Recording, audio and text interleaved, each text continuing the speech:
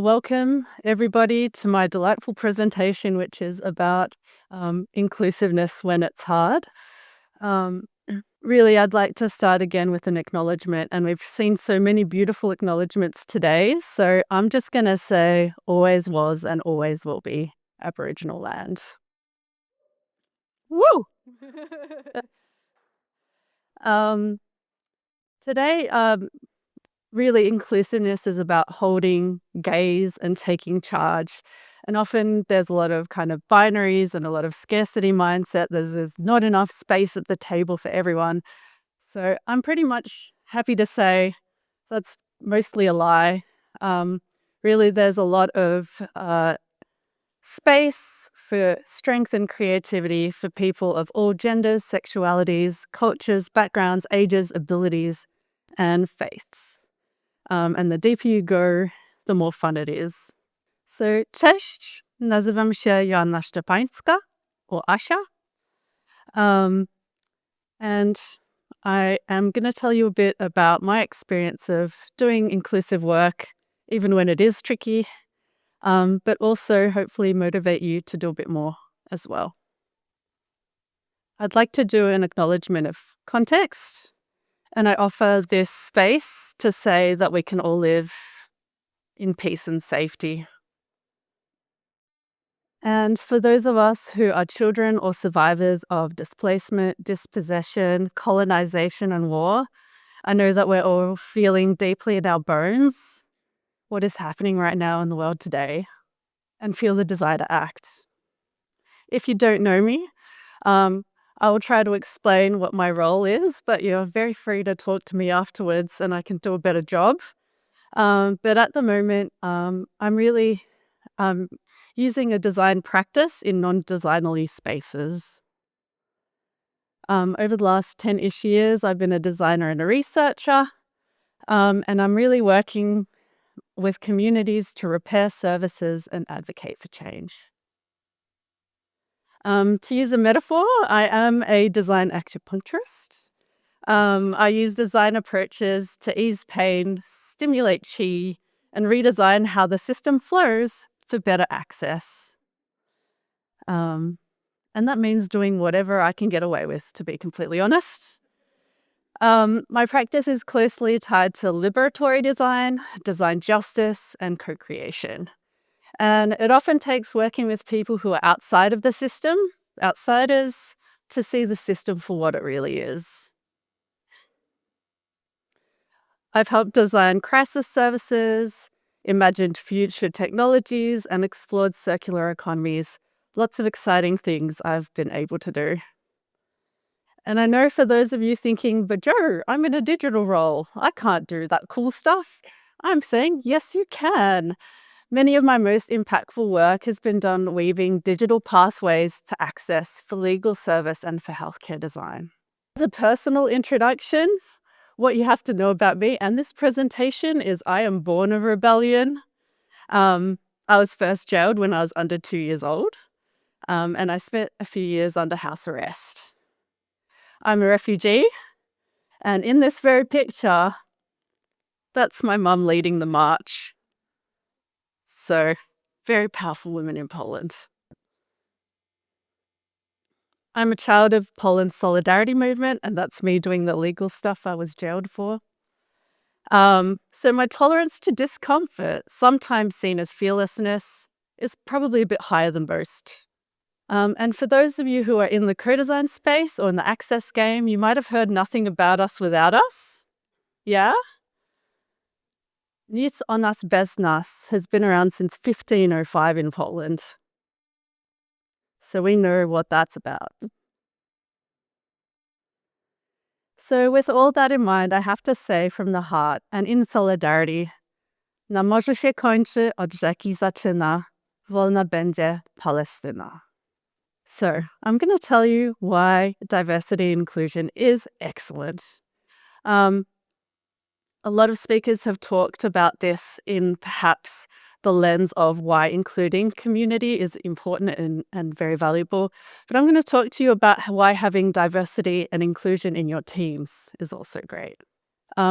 Inclusion and creativity go hand in hand. The Inclusion at Work Index constantly shows that there's a strong link between inclusion at work and really team performance. We're simply more innovative, we work harder, and we work more effectively. The other thing I'd like to bring here is the idea of deep diversity. So, working with people who think and know things very different to us. That really makes things that we do and how we work in teams much more creative. Deep diversity is not just abilities, it's also people with different backgrounds, knowledge, skills, opinions, including all of that lovely lived experience. There's value in both diversity and deep diversity. We don't have to choose. Have a moment to think about a time that you created something bigger, better, more imaginative than you ever imagined. Chances are you were working side by side with people who kind of disagreed with you. And they pushed your thinking further than you could have done it alone. Working with communities, or at very least engaging them in testing our ideas, leads to better designs. Real co-design, not faux design, leads to designs that work better for everybody and actually used. They sell. So collaboration like this really builds innovative, resilient services and teams. But it's hard. The reason it's hard is because the system is built on keeping us comfortable and doing the same things we've always done. And by questioning that, it's going to push back. Don't settle for that excuse. Imagine being the person who's excluded every day. That's harder. So I'm going to give you some hot tips from Joe about what you can do. Some of them are going to be harder than others, I'll be true. First thing you can do is show up. Especially when you're invited, actually. You're not always welcome. So I've moderated rowdy Facebook groups, I've built websites, I've been a wedding photographer, a childminder, I've written grants, press releases, attended court hearings, done sketches, designed funeral brochures, painted banners, and most recently been a bouncer. Not sure I'm great at excluding people, but I tried really hard. On a personal level, something that you could try with your teams is exposure hours. I know that's not very good in the COVID world that we're living in right now. But essentially, we've seen for over 20 years that by having teams frequently exposed to users and communities that they design for, 2 hours every 6 weeks leads to much, much better designs. Not only that, but it also improves the dynamics between the teams because often it means that you're agreeing on what's most important. So today I'll say, don't ask for it, just put it in the plan, put it in the quote, and invite everyone in your team calendar. I'd probably label it something vanilla, like retrospective. Alternatively, if you can't do it at work, and we can't all do that, can you volunteer in communities that you care about? Not as a once-off, not as a special occasion, but a few hours each month. Just put it in the schedule and make it real. And then, once you have it in your calendar, you can use it for what you need. It doesn't have to be big. Here's an example of us driving around the wonderful Melton with local community members. 1 car, 4 people, 2 hours. Amazing. The things we learnt from the CFA. Showing up for your allies and diverse communities means you can design for your colleagues and clients as well.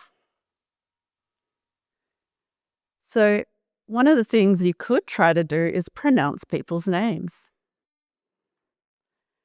Often you see that diverse people aren't even called out or invited to meetings to talk. Could you add name pronunciation or pronouns to your signatures so that people can hear it? Could you make space for people who haven't been listened to in a meeting? Become better at asking for accommodations so that diverse people don't have to. Could we create a quiet or low sensory space? Could we have better breaks between meetings? At work, know what you can do yourself. Could you add prayer times to your calendars? Or could you create spaces for people to reflect or pray during events? I wonder how many folks in this room today adjust their timelines based on Ramadan. Could you put significant dates in your project plan so that people can celebrate with their families and communities without losing faith or face? See the system. When I start a project, any project at all, I try to do my homework, which is understanding the history of things, and coming prepared to any project. For me, I love the State Library. I am digging through articles, I'm looking at the auditor, I'm trying to figure out why things are so dysfunctional right now. I'm looking at financial records, I'm looking at annual reports, and I'm trying to figure out why people are spending certain money on certain things and what's the actual priority. I also do research about the community I'm about to collaborate with. I use ABS and articles, podcasts, and videos, and then I go and talk to the people who know the issue best. Who has been there the longest? What I try to understand, and it feels really kooky to say, is what loop am I in, or what season is this work in? Are we at a moment of growth, or are we in decay? I'm just the latest person in the lineage of work that's trying to create change. So what can I learn from other examples so that I can get it a little bit further? Where are we? We keep trying to figure it out. So for those of you who are working with diverse communities, a few really simple tools to get you started are Table Builder, ID Community, Community Atlas, and the Multicultural Suburb Map. And they can really help you figure out what communities are really in a certain area. There's another one called Falling Off the Edge around socioeconomics of certain areas. So as designers and creatives, you're probably used to seeing patterns or making them. So I would say go wild, create those causal maps. Be able to draw and understand the system you're in, know your part in it, and really see what's reinforcing, what's balancing, and what's pushing back. So when you see the system, you learn about the history of the work, you build your ability to map the system, you know what time or season you're in, and you know your role. Are you going to reinforce things or are you going to disrupt them? All right, here we go. Decolonize your tools. That means not hiding behind PowerPoints and sticky notes. It's thinking about how you can make conversations and co-creation accessible to everyone of all abilities, attitudes, and cultures over your speed, convenience, and comfort. Some of these tools don't exist yet, so lucky us, we get to make them. This is an example of a tactile icebreaker or a make tool for people with no vision. And I have to say it was one of the most fun I've ever had designing a tool to help people decide what art feels like. Often by creating something more reflective, you get better results than going through the motions of more sticky notes on boards. Other things you can do are allowing people choice or agency and participation. So here are some folks creating their own course agenda. So giving them back the choice of what they want to learn and how they want to do it. So this is a bit of a breather. I'm going to talk about something pretty heavy, to be completely honest. Dismantling racism highlights how some of the attitudes design sees as core can enforce a culture of institutional and systemic exclusion. Perfectionism, sense of urgency, quantity over quality, worship of the written word, the idea that there's only one right way, either or, binary thinking, power hoarding, right to comfort, fear of conflict, and the idea that bigger or more is better. I feel like these things are taught to us in universities and reinforced by most modern workplaces. This is something we have to notice and disrupt. So, I guess, could you use verbal or video feedback to disrupt the worship of the written word?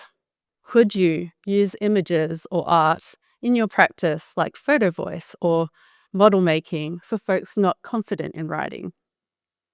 Can you go beyond the linear, equally weighted journey map? Not everything is equal.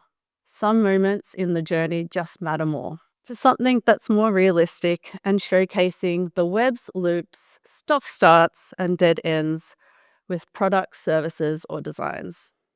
The advantage of being more visual and more participatory means that language doesn't get in the way. Everyone can participate just that little bit better. Could you run simulations or role play even your digital design? How does your product sound, act, or feel? If you're testing things out, why not let people answer you in their language, and then you can translate it after. Being messy sometimes also creates space for people to respond. Trust me when I say that you get much better feedback and critiques and even collaboration when you don't try to be perfect from the get-go. Can you dial down your fidelity? How low can you go? You can also try using technology to add access. So turning on live captions, or even being much smarter with things like Sunflower AI. And in co-design practice, all of these tools that I've mentioned are called make tools, where you talk less and you make more.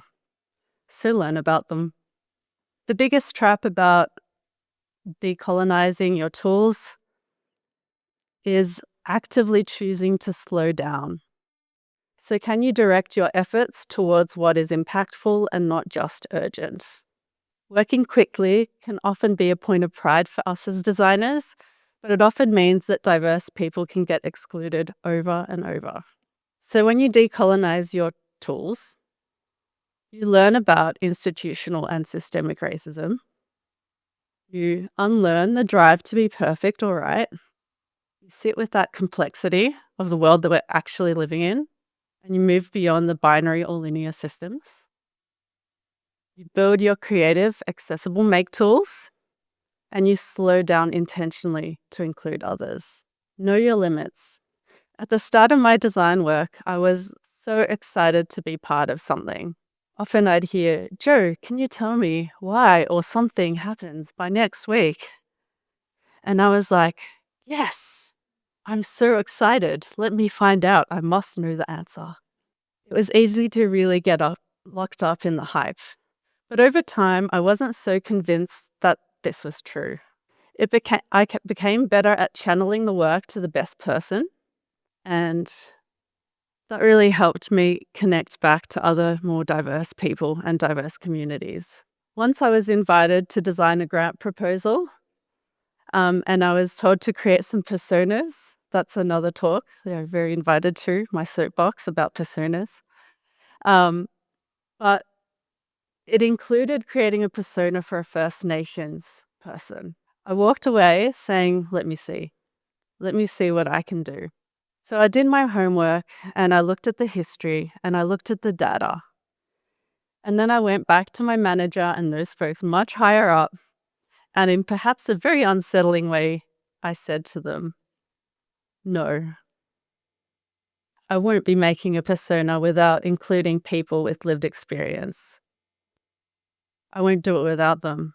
Luckily, we had a group of proud First Nations staff, but then I was told there wasn't enough time. If we wanted the grant and we wanted the trust of the First Nations communities, this was the only way we're going to get this done. Look, things definitely got a bit tense, but because we knew each other and we've been showing up for each other in solidarity, it wasn't such a stretch for me to ask to collaborate on this. And very quickly, we had a few sessions and we figured out exactly what this persona should look like.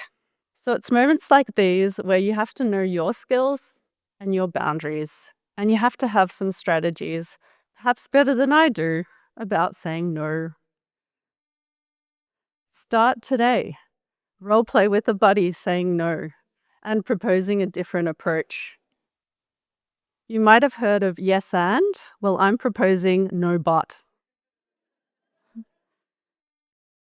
Be good at switching to something that's more accessible or inclusive, or that elevates people who really need to be heard. Also, consider sponsoring activities for other people to run instead of doing the work yourself. Make yourself a list of other options and even draft those emails that politely decline. And if you are working in house, which is a very special place, and saying no might seem a bit radical, have a list of allies that are ready to come to your performance meeting or join the union. Both. Personally, I like to familiarize myself with the code of conduct and the HR processes so that I know where I'm sitting. So when you know your limits, you ask yourself, am I the right person for the work?